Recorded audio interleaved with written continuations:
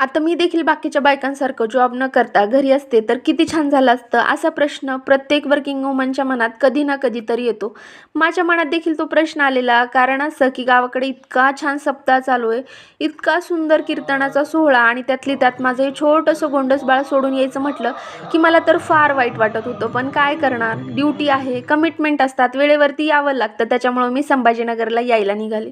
आता निघाले तर सकाळीच होते, पण येईपर्यंत प्रचंड ऊन झालं. घरी आले, मस्तपैकी पोह्यांचा नाश्ता केला आणि एक छानपैकी झोप घेतली. आता संध्याकाळच्या वेळी घर आवरायला घेतलं. आता आवरायचं जास्त काही नव्हतं.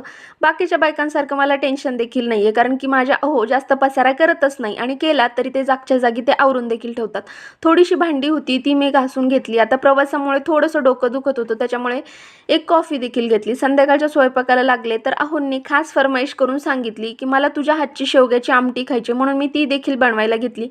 आमटीसाठी कांदा खोबऱ्याचं वाटण मी बनवून घेतलं. शेंगा मी पहिलेच मीठ आणि हळद टाकून छान शिजवून घेते, आणि काळा मसाल्याची ही मी आमटी बनवते. आता तुम्ही देखील या पद्धतीने नक्कीच एकदा बनवून बघा. तर तुम्हाला हा व्हिडिओ कसा वाटला मला कमेंट करून सांगा. असे छान छान व्हिडिओ बघायला चॅनलला सबस्क्राईब करा. बाय.